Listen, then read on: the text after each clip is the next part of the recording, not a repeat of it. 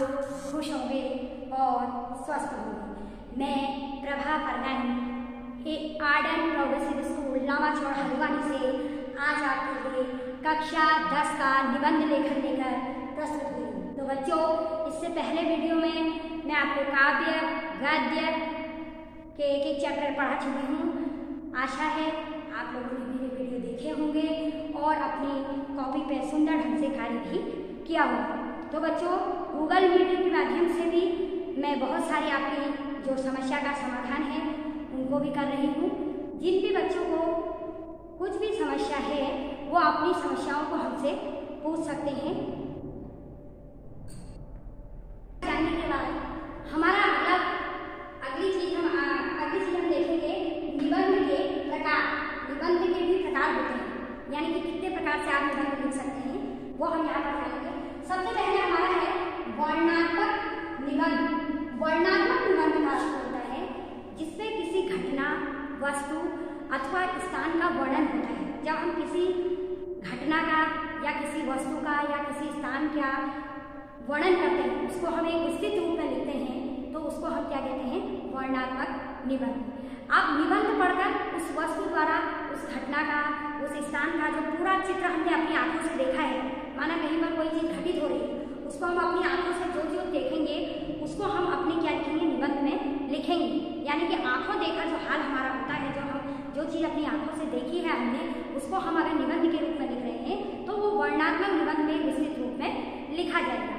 जैसे आप किसी त्योहार के बारे में लिख रहे हैं, माना आपने आज होली का त्योहार है, आपने होली का त्योहार देखा, तो आपने देखा कि होली का त्योहार लोग कैसे मना रहे हैं, तो आप उसको एक व्यवस्थित तरीके से एक अच्छे लेखन के माध्यम से आप लिखेंगे तो वह क्या कहलाएगा? वर्णनात्मक निबंध। इसमें त्योहार के निबंध, होली, दीपावली, ईद, खेल के बारे में, ये सारी चीजें जो आप अपने आसपास देखते हैं, जिनका वर्णन आप अपने सामने देखते हैं, आपकी आंखों से जो चीज देखी जाती है उसको वर्णनात्मक निबंध कहा जाता है। यानी कि जिसमें हम किसी घटना का, किसी वस्तु का वर्णन करते हैं, उसको हम क्या कहते हैं? वर्णनात्मक निबंध। अगला आता है हमारा विचारात्मक निबंध। विचारात्मक निबंध का अर्थ होता है विचार या चिंतन। जब हम किसी चीज पर, किसी विषय पर अपने विचार व्यक्त करते हैं और उस पर हम चिंतन करते हैं तो वह विचारात्मक निबंध होता है। जैसे हमने कहा भूदान यज्ञ या अहिंसा परमो धर्मम, तो इस तरह के जो आपके ये विषय आते हैं जिसमें हम चिंतन करते हैं और विचार करते हैं, विचारों को हम अपने विचार की अभिव्यक्ति करते हैं, अपने दिमाग से उसको सोचकर उसका चिंतन करते हैं, तो वह विचारात्मक निबंधों में वैसे निबंध लिखे जाते हैं।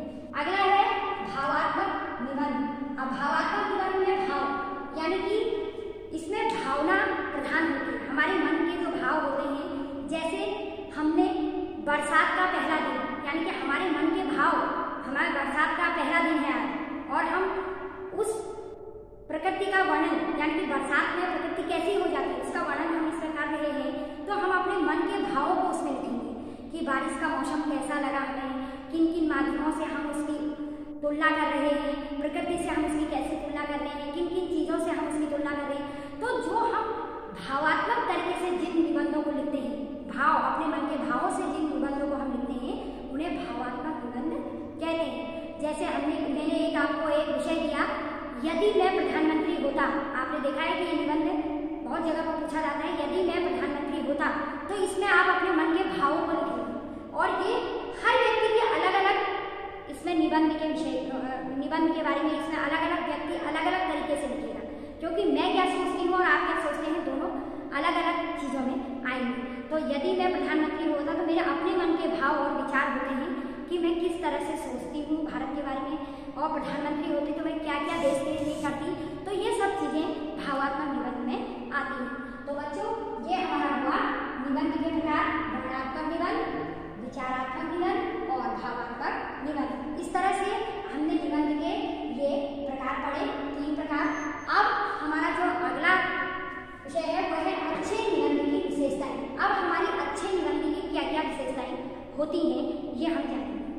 निबंध की परिभाषा जानने के बाद हमारा अगली चीज हम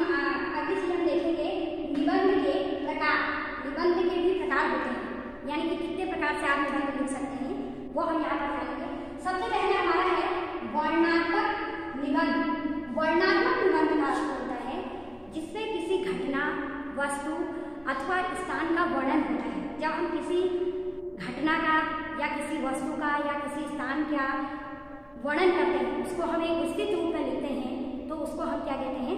वर्णनात्मक निबंध।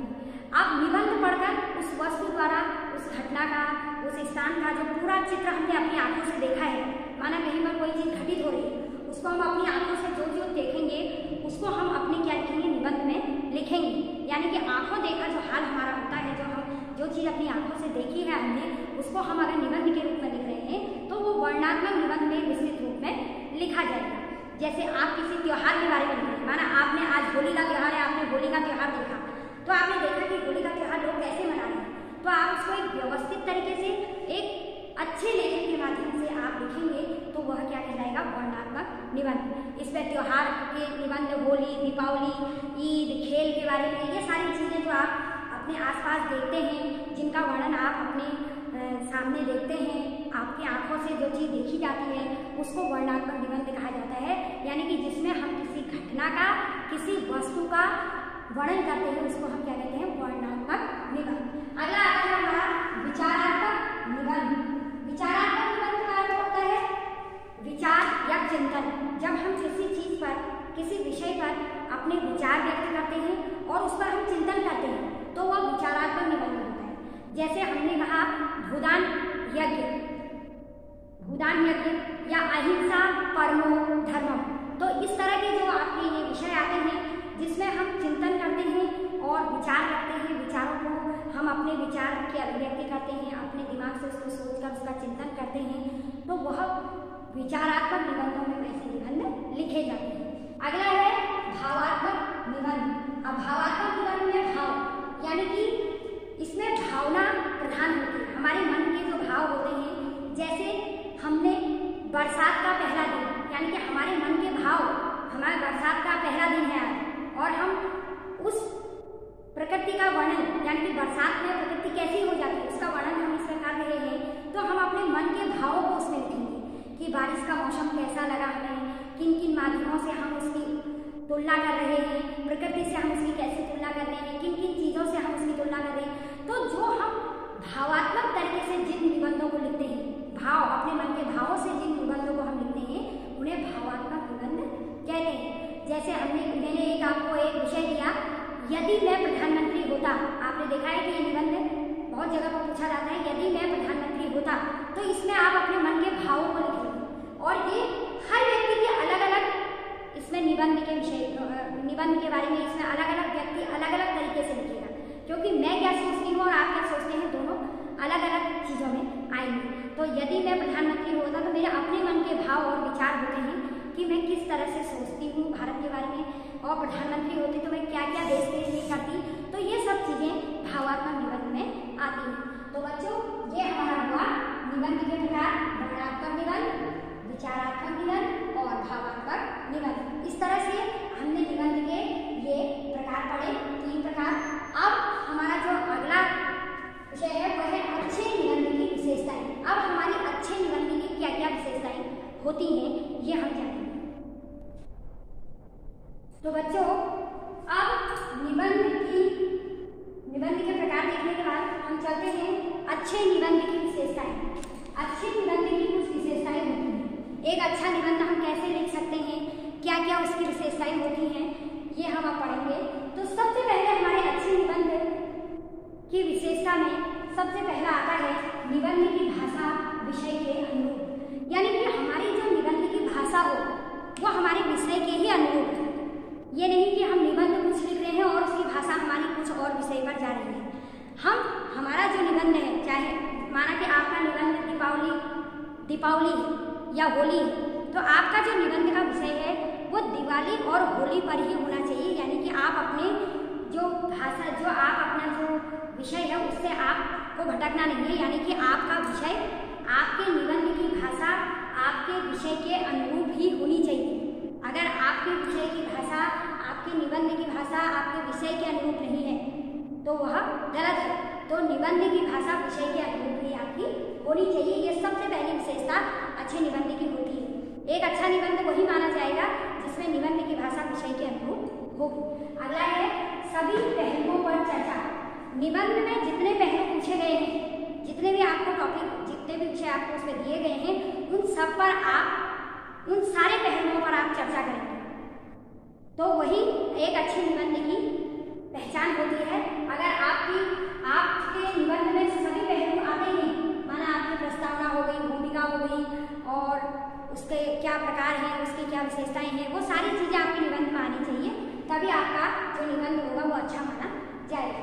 तीसरा है हमारा, निबंध के अंतिम अनुच्छेद में ऊपर कही बातों का सारांश होना चाहिए। निबंध का जो अंतिम अनुच्छेद आप लिखते हैं, उपसंहार जिसको आप कहते हैं, उसमें आपने अपने निबंध के ऊपर जितनी भी बातें आपने कही हैं, उनका एक संक्षिप्त सार उपसंहार में होना चाहिए, तब आपका निबंध एक अच्छा निबंध माना जाएगा।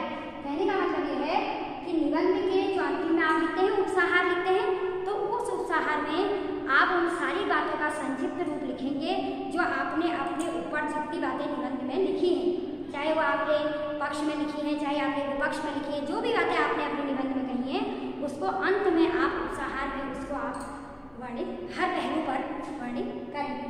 अगला है शब्द सीमा। आपके जो निबंध है उसकी शब्द सीमा भी आप बना के रखेंगे, यानी कि आपकी प्रॉपर एक शब्द सीमा होनी चाहिए। एक शब्द सीमा के अनुसार ही आप अपने निबंध को लिखेंगे। ये नहीं कि आपका जो निबंध है वो बहुत विस्तृत रूप में जा रहा है और या आपका निबंध बहुत संक्षिप्त रूप में जा रहा है, उसकी एक समय सीमा होती है, यानी कि एक शब्दों की एक जो सीमा होती है, उसी सीमा से आप अपने निबंध को लिखेंगे। माना आपसे पूछा गया है कि आप 250 शब्दों में लिखेंगे या 200 शब्दों में लिखेंगे, 300, तो उसकी एक समय सीमा आपकी होनी चाहिए। यह अच्छे निबंध की एक बहुत अच्छी विशेषता है। अगला है निबंध अधिक विस्तृत न हो। आपको ध्यान रखना है कि निबंध में आपने सारी बातों को भी लिखना है, सारी बातें उसमें आपकी आनी भी चाहिए, और आपके निबंध को पढ़ के उस चीज का पता भी चलना चाहिए कि आप किस बारे में निबंध में कहना चाह रहे हैं। लेकिन ध्यान ये रखना है कि ज़्यादा विस्तृत भी ना हो, अधिक लंबा चौड़ा निबंध भी ना हो और अधिक छोटा निबंध भी ना हो, यानी कि एक निबंध अधिक विस्तृत ना हो, यानी कि एक समय सीमा, एक शब्दों के सीमा के माध्यम से ही आपका निबंध लिखा जाना चाहिए। तो मुख्य जो आपकी निबंध की जो विशेषता होती है वो मैंने आपको बता दी है। सबसे पहला मैंने कहा निबंध की भाषा विषय के अनुरूप होनी चाहिए, ठीक है। सभी पहलुओं पर आप इस पर चर्चा करेंगे, जितने भी पहलू आपके निबंध के हैं। निबंध का जो अंतिम अनुच्छेद जो उपसंहार मैंने कहा, उसमें आप अपने निबंध की जितनी भी ऊपर से आपने बातें कही हैं, उनका सबका सार आएगा। उसके बाद है शब्द सीमा। शब्द सीमा में आपकी एक लिमिट होती है शब्दों की, उसी के अनुरूप आप अपने निबंध को लिखेंगे। अंतिम है निबंध अधिक विस्तृत न हो। आपका निबंध ज़्यादा विस्तृत ना हो और ज़्यादा संक्षिप्त भी ना हो, ठीक है।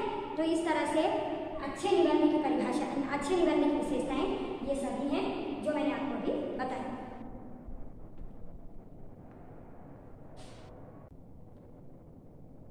तो इस प्रकार मैंने आपको अच्छे निबंध की विशेषता बताई। अब हमने निबंध में इतनी चीजें पढ़ी। सबसे पहले हमने निबंध की परिभाषा पढ़ी, निबंध क्या होता है मैंने आपको समझाया। उसके बाद निबंध के प्रकार, जिसमें आपने 3 प्रकार के निबंधों के प्रकार पढ़े, वर्णनात्मक निबंध, विचारात्मक निबंध और भावात्मक निबंध। उसके बाद आपने अच्छे निबंध की क्या विशेषताएं हैं, कैसे आप एक अच्छा निबंध लिख सकते हैं, उस पर क्या क्या विशेषताएं होनी चाहिए, वो सब आपने देखा। अब अगला है हमारा निबंध के अंग। निबंध के अंग, अगला जो हमारा निबंध लिखने में जो हमने ध्यान देना है, किन किन चीज़ों का आप ध्यान रखेंगे अपने निबंध लिखते समय, वो सारी चीज़ें मैंने आपको यहाँ पर बता दी। और अंतिम जो हमारा है वो है निबंध के अंग। तो निबंध के 3 अंग होते हैं।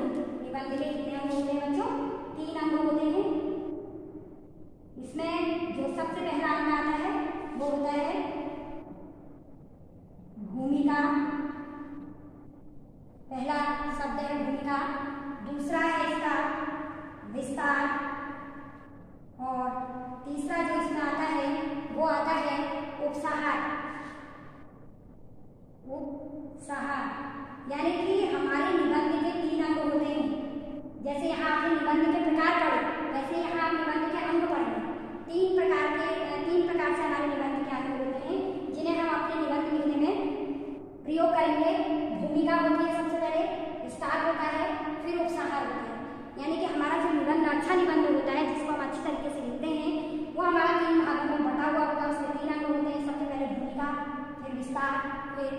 उत्साह। अब सबसे पहले हम बात करेंगे भूमिका। निबंध के अंग में सबसे पहले बात हम करेंगे भूमिका। इसमें विषय का परिचय दिया जाता है। जैसे मैं आपको कोई विषय पर निबंध लिखने के लिए दे रही हूँ, मैंने कहा कि खेल के महत्व पर आकर निबंध लिखिए, तो सबसे पहले मैं उस विषय का परिचय उसमें दूंगी कि वो विषय क्या है, खेल क्या है। खेल, मैंने कहा कि खेल हमारे स्वास्थ्य के लिए अच्छा है, इस पर एक निबंध लिखें, या योग पर एक निबंध लिखें। तो इसके लिए सबसे पहले आप अपनी जो निबंध लेखन है उसमें सबसे पहले जो हेडिंग डालेंगे वो भूमिका लिखेंगे, और उस भूमिका में आप अपने उस विषय का परिचय देंगे कि योग क्या है या खेल क्या है, जो भी आपका निबंध का विषय होगा उसके बारे में आप उसका परिचय देंगे। जैसे आप कहीं भी हम बात करते हैं तो सबसे पहले हम अपना परिचय देते हैं, हम आपको पढ़ा रहे हैं तो सबसे पहले हम अपना परिचय देंगे कि मैं कौन हूँ। तो इसी तरह जिस निबंध का जो विषय आपका है उसके बारे में आप बताएंगे कि वो किस बारे में है या वो क्या है चीज़ है, ठीक है। इसी से निबंध का प्रारंभ होता है, यानी कि यहीं से आपका निबंध प्रारंभ होगा, यहीं से आपका निबंध आएगा। यानी कि भूमिका में आप सबसे पहले अपने निबंध का परिचय देंगे, निबंध किस विषय में है उसके बारे में बताएंगे, उसके बाद यहाँ से आपका निबंध क्या हो जाएगा, शुरू हो जाएगा। यानी कि भूमिका से आपका निबंध प्रारंभ होता है।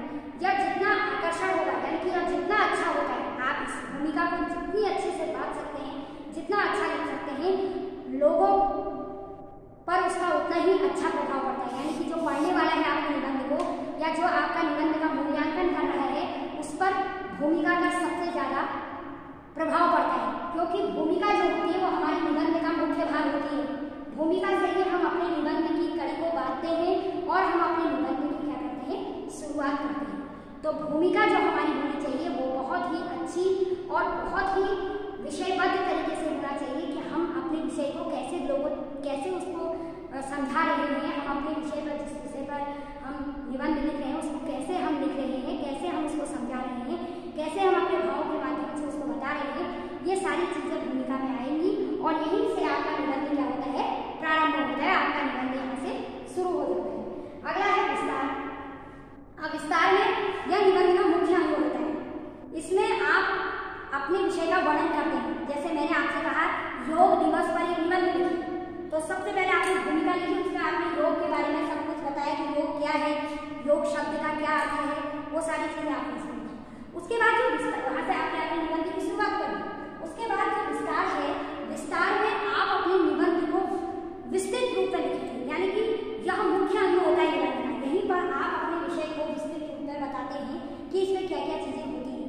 जैसे मैंने प्रदूषण का आपको निबंध लिखने के लिए, तो उसमें आपने विस्तार में प्रदूषण के प्रकार, प्रदूषण के क्या क्या प्रकार है, प्रदूषण की क्या हानियां हैं, प्रदूषण के क्या लाभ हैं, वो सारी चीजें आपने अपने विस्तार में लिखते हैं ना। प्रदूषण का क्या क्या हानियां हैं, प्रदूषण कितने प्रकार के होते हैं, ध्वनि प्रदूषण क्या है, वायु प्रदूषण क्या है, जल प्रदूषण क्या है, तो उसको आप डिटेल से अपने शब्दों के माध्यम से लिखते जाते हैं। जैसे मैंने कहा कि ध्वनि प्रदूषण, आप ध्वनि के बारे में लिखेंगे कि ध्वनि प्रदूषण क्या है, जल प्रदूषण के बारे में लिखेंगे कि जल प्रदूषण कैसे होता है, वायु प्रदूषण कैसे होता है।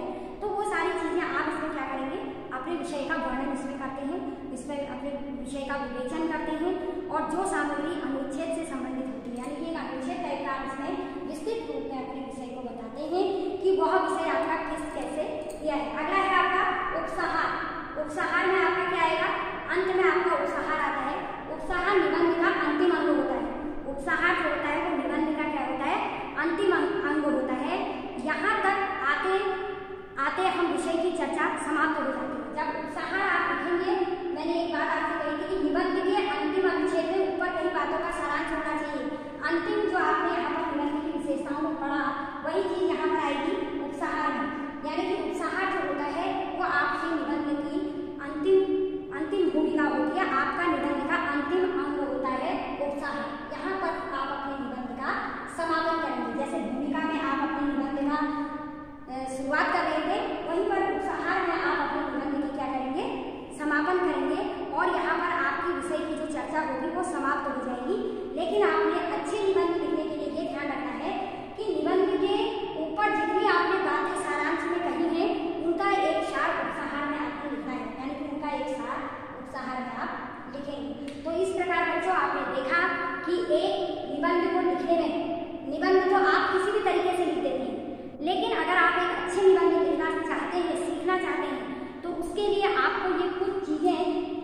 देखनी पड़ेंगी, इनको आपने फॉलो करना है अपने निबंध में कि कैसे हम अपने निबंध को अच्छा बना सकते हैं।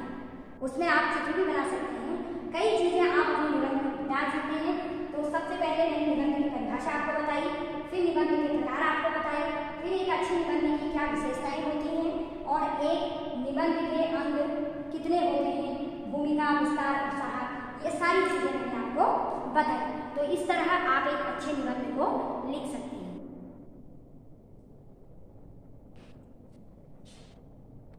अभी मैंने आप लोगों को निबंध के बारे में बताया, निबंध के विभिन्न पहलुओं पर हमने चर्चा की। अब आप निबंध कैसे लिखेंगे ये मैं आपको बताऊंगी। उसके बाद PDF के माध्यम से आपको मैं निबंध लिखने के लिए दूंगी, उसे आप इसी आधार पर, जिस आधार पर मैं यहाँ पर एक निबंध का उदाहरण आपको दे रही हूँ, वैसे आप लिखेंगे। जैसे मैंने एक उदाहरण आपके लिए लिखा, पर्यावरण प्रदूषण का एक निबंध आपको लिखना है, तो उसमें आपको संकेत बिंदु दिए रहेंगे। अब इन संकेत बिंदुओं के आधार पर आप निबंध लिखेंगे। जैसे पहला इसका क्वेश्चन हमने दिया, पर्यावरण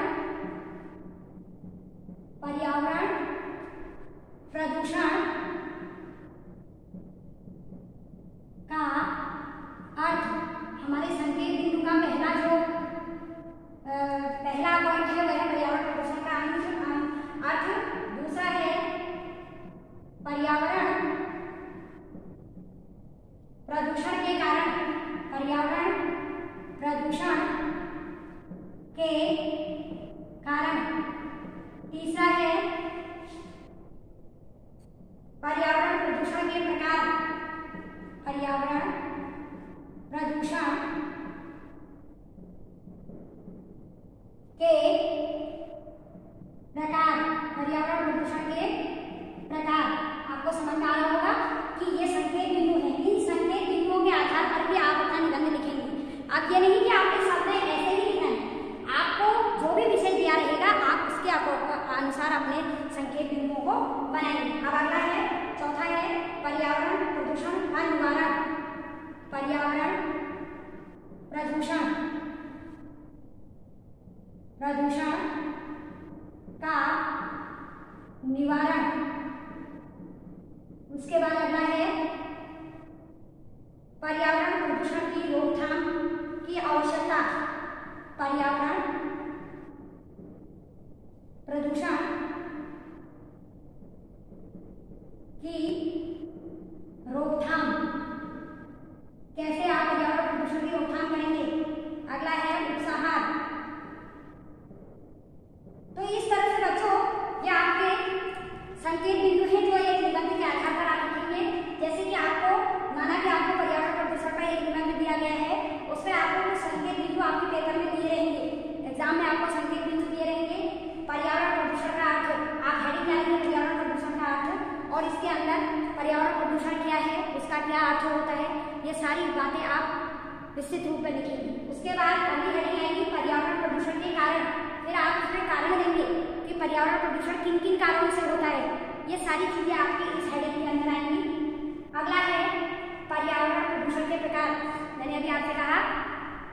उसके बाद आप पर्यावरण प्रदूषण के प्रकार बताएंगे। आपको पता है पर्यावरण प्रदूषण किन किन प्रकार के, कितने प्रकार के होते हैं, जल प्रदूषण, वायु प्रदूषण, ध्वनि प्रदूषण। तो वो सारी चीजें आप अपने निबंध में विस्तृत रूप में बताएंगे कि ध्वनि प्रदूषण क्या है, शोरगुल, आवाज, इससे होता है। जल प्रदूषण जल से होता है, जल में गंदगी करने से, जल गंदा करने से।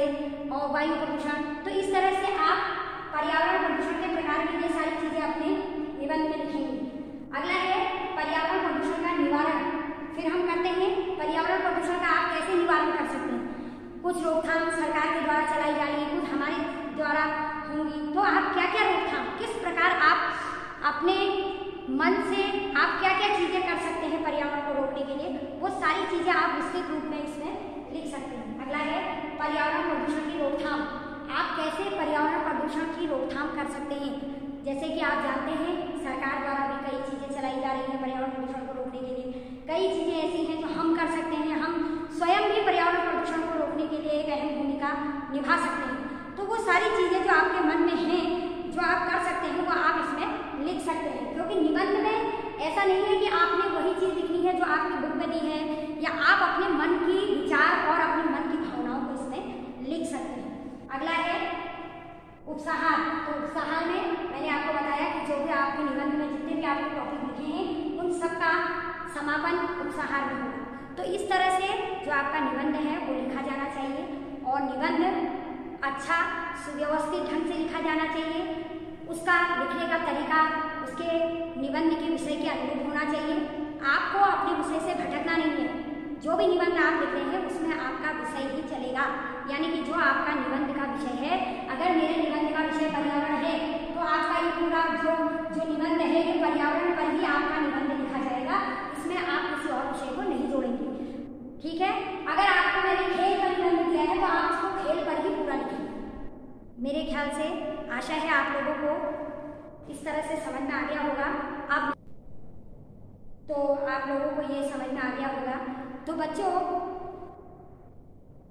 मेरे द्वारा आपको पीडीएफ में कुछ निबंध के विषय दिए जाएंगे। उन्हें आपने संकेत बिंदुओं के आधार पर अपनी कॉपी में सुंदर तरीके से लिखना है और आपने जो निबंध लिखना है उसको एक क्रमबद्ध तरीके से सुंदर लेखन में अपनी कॉपी में करना है, ताकि लगे कि आपने निबंध लिखा है, विषय से भटकना नहीं है। जिस विषय पर आपको जो विषय दिया गया है उसी पर आपने निबंध लिखा है, उसको आप अपने कलात्मक तरीके से चित्रों के माध्यम से भी आप उसको सजा सकते हैं या उसमें अपने जो आपने शब्द लिखे उसको चित्रों के माध्यम से भी आप व्यक्त कर सकते हैं। तो इस तरह से जो भी आपको पीडीएफ के माध्यम से मैं जिस भी विषय में आपको निबंध दूंगी उन संकेत बिंदुओं के आधार पर आपने अपना निबंध करना है। तो आशा है आपको मेरा वीडियो समझ में आया होगा। अगला विषय लेकर अगले वीडियो में प्रस्तुत होंगी।